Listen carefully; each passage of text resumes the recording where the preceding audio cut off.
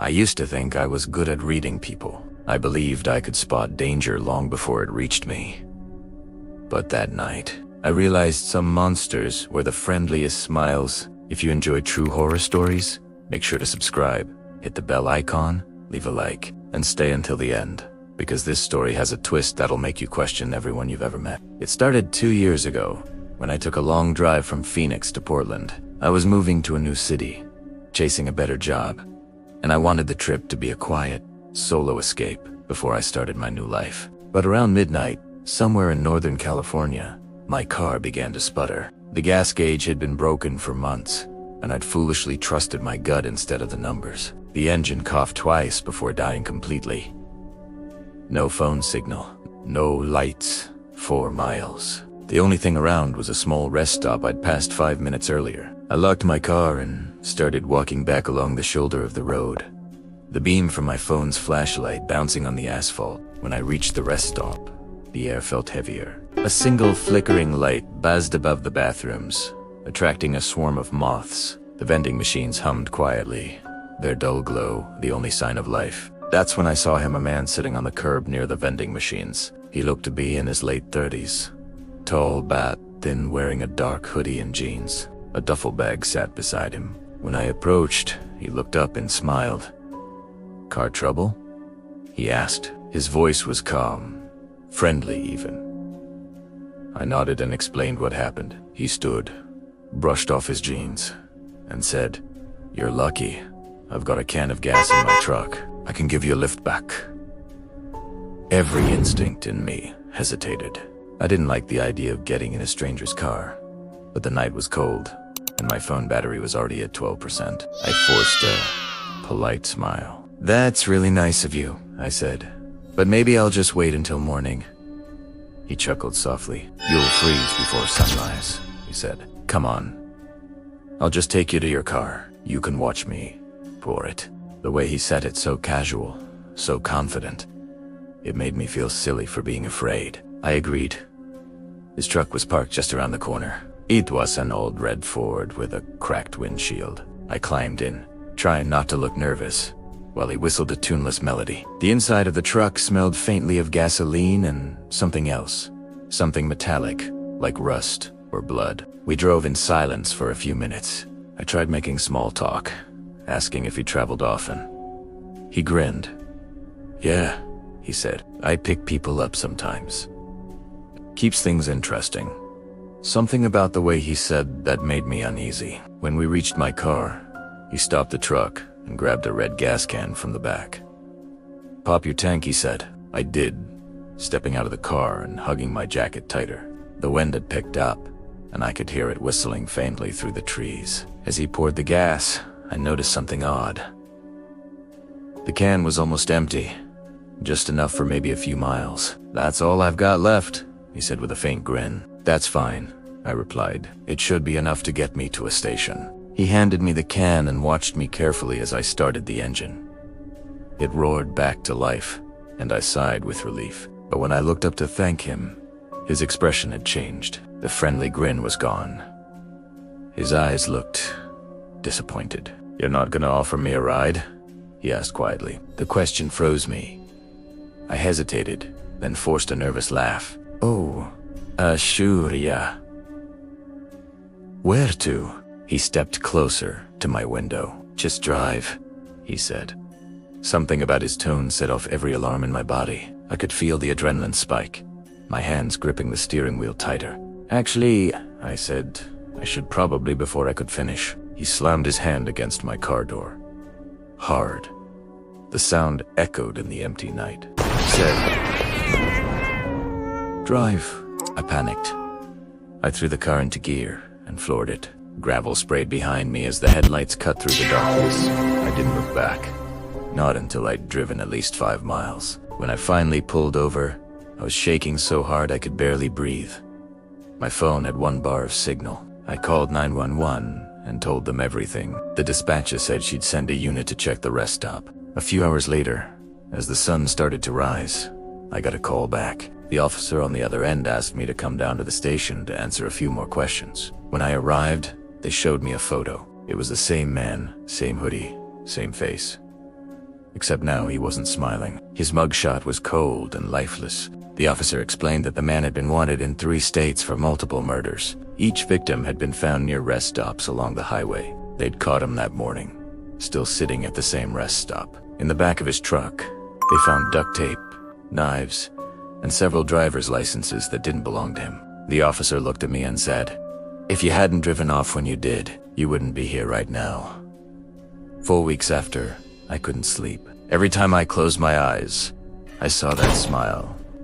That friendly, easygoing smile that almost fooled me into becoming his next victim. And even now, whenever I pass a rest stop at night, I swear I can still see that red truck sitting in the dark, waiting for someone else to trust the wrong stranger.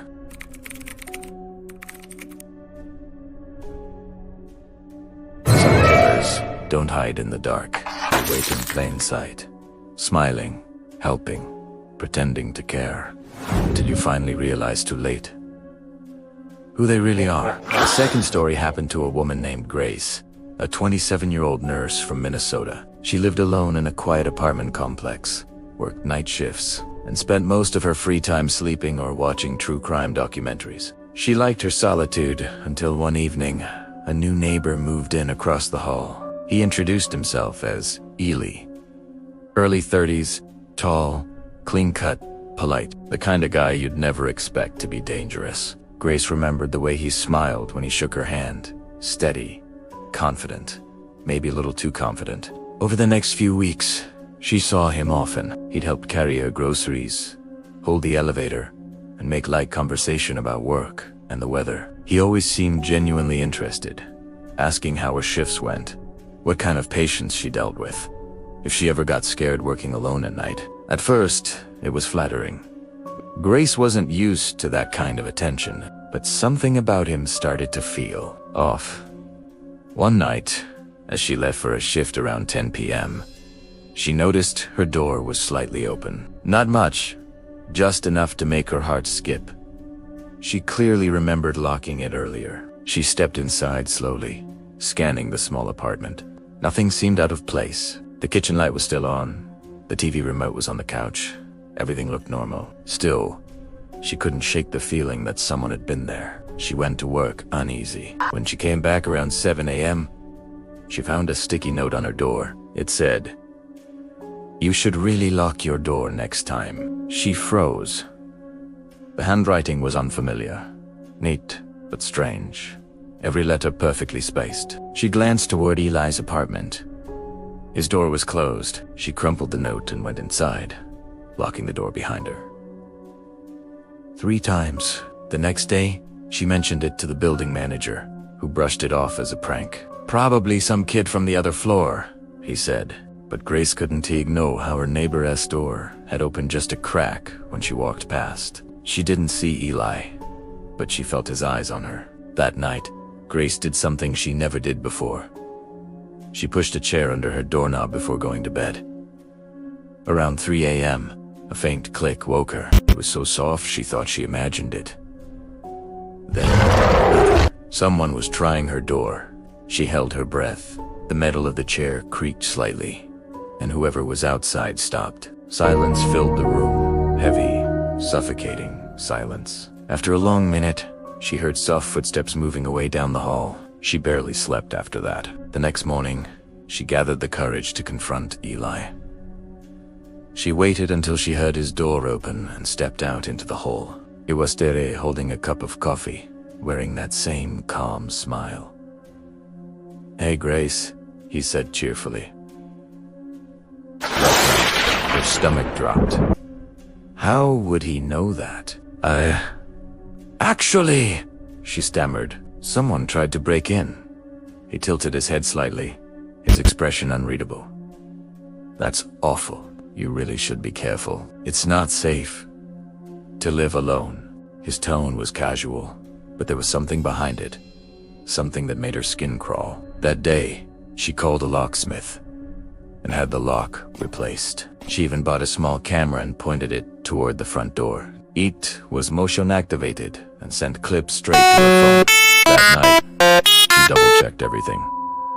Door locked, chair in place, camera light blinking. She lay down, exhausted, but alert. At 2:47 a.m., her phone buzzed. Motion detected. Her hands trembled as she opened the notification. The screen showed her hallway, dark except for a dim glow from the exit light. For a moment, there was nothing. Then a figure stepped into view. It was Eli. He stood perfectly still, facing her door. In his hand, he held a small silver key. He tried the lock once, twice, then stopped, leaned forward, and looked straight at the camera. He smiled, that same polite, neighborly smile. Then he raised his finger to his lips. She. Grace dropped her phone. Her heart was pounding so hard she could barely breathe. She called 911, whispering into the phone as quietly as she could, terrified he might hear her from the hallway. Police arrived in under 10 minutes. When they checked the hallway, Eli was gone. His apartment door was locked from the inside.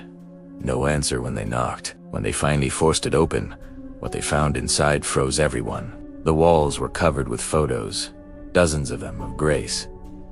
Some taken from inside her apartment, others through her windows, some even when she was sleeping. There were notes, too, pages and pages of them, each one describing her schedule, what she wore, what she ate, what time she left for work. The police later discovered he'd made a copy of her old apartment key weeks earlier, when he'd offered to help fix her door that had been sticking. They arrested him the next morning in a motel, 2 towns over. He confessed to stalking several other women before Grace, but she was going to be special. When they asked what he meant, he just smiled and said, "Because she let me in." Grace moved out that same week. She deleted her social media, changed her number, and got a dog. But even now, she sleeps with the lights on, because sometimes, in the middle of the night, her phone buzzes with a motion-detected alert. And though it's always just shadows or headlights from passing cars, she swears she still sees that same smiling face for just a second before the clip ends.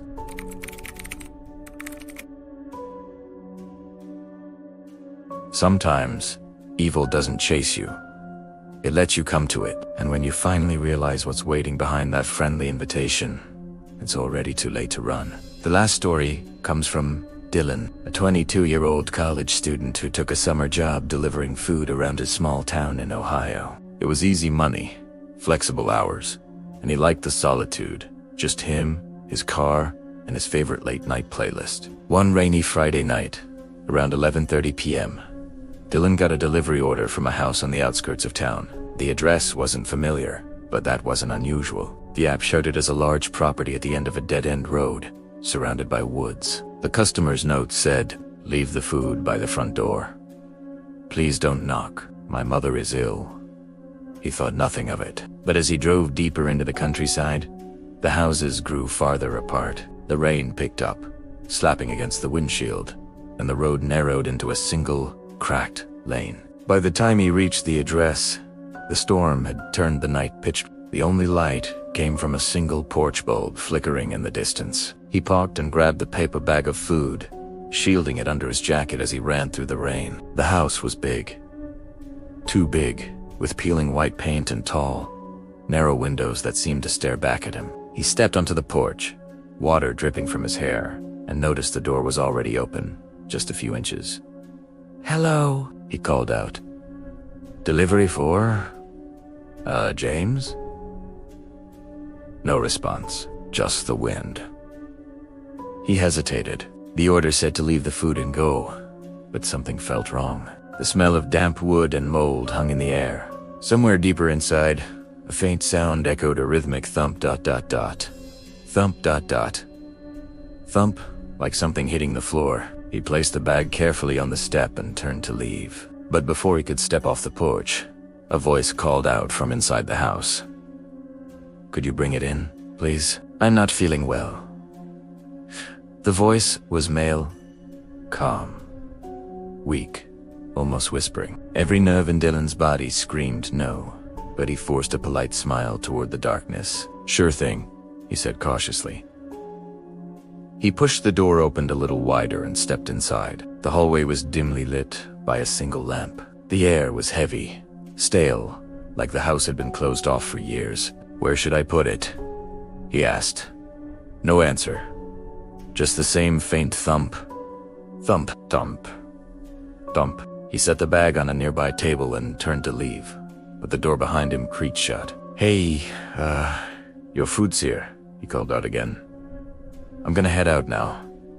Still nothing. Then, eso italiano. At the end of the hallway, a shadow, faintly moving.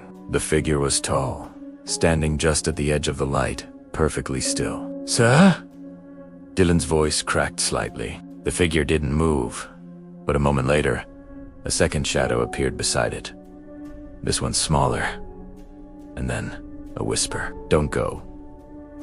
The sound wasn't coming from them, it was right behind him. Dylan spun around. No one, heart pounding. He grabbed his phone and turned on the flashlight. The beam cut through the dark, landing on a framed photo by the wall. A family picture. A man, a woman, and a teenage boy, but the faces had been scratched out with something sharp. Deep gouges through the glass. Then, thump. Louder this time. It came from the next room. He aimed the flashlight toward the sound and saw a door slightly ajar. "I'm leaving now," he shouted, more to convince himself than anyone else. When he stepped toward the door, it slowly swung open on its own. Inside was a living room, or what was left of it. The furniture was overturned, the floorboard stained dark. In the corner, an old television flickered static, and on the wall, written in smeared red letters, were 3 words. "Thanks for coming." That was all Dylan needed to see. He bolted for the front door, but it wouldn't open. He pulled, shoved, kicked. It didn't budge. The knob felt cold, almost wet. Then, from behind him, the whisper came again. "Closer. You're not supposed to leave yet." He turned. The 2 figures were gone. The hallway was empty. His breathing grew rapid, desperate. He ran to the nearest window and tried to push it open. But it was nailed shut. Every single one of them was. His phone buzzed suddenly, making him jump. It was a notification from the delivery app. Order completed by customer. But he hadn't completed it.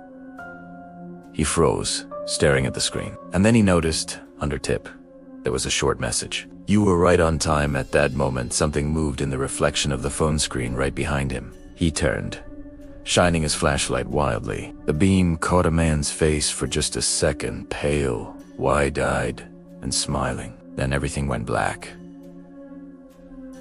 When Dylan woke up, it was daylight. He was lying in the driver's seat of his car, parked exactly where he'd stopped the night before.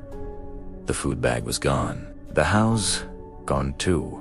Just an empty lot surrounded by trees. Confused and shaken, he drove straight to the nearest gas station and told the clerk what happened. The man looked at him like he was insane. "There hasn't been a house on that road in 20 years, he said. "It burned down after some guy murdered his family inside." Dylan didn't believe him until he looked it up later that night. The story was real. A man named James had killed his wife and son before disappearing without a trace. Police searched the property but never found his body. Dylan quit his delivery job that week. He doesn't talk about that night anymore. But sometimes, when he checks his phone history, that order still appears. Same address, same name.